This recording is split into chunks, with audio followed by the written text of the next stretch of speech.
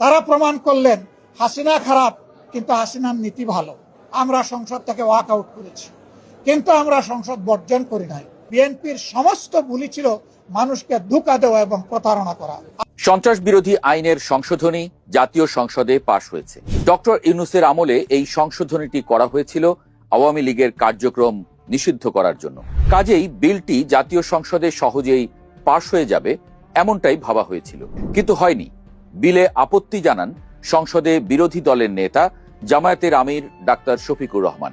অথচ আওয়ামী লীগ নিষিদ্ধ করার জন্য তারাই বেশি সোচ্চার ছিলেন।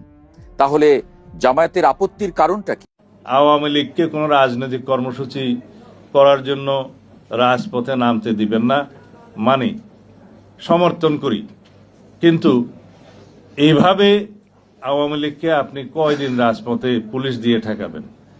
21 বছর পরে যদি আওয়ামী সরকার রাষ্ট্রীয় ক্ষমতায় এসে ফাঁসির রায় কার্যকর করতে পারে, মনে রাখতে হবে আপনার আমরা যারা এই প্রক্রিয়ার সঙ্গে সম্পৃক্ত আছি, আগামী 10 বছর হোক, 15 বছর হোক, 20 বছর হোক, কখনো যদি বাংলাদেশ আওয়ামী লীগ আবার ফিরে আসে, প্রত্যেককে ফাঁসির কাস্টে ঝুলতে হবে।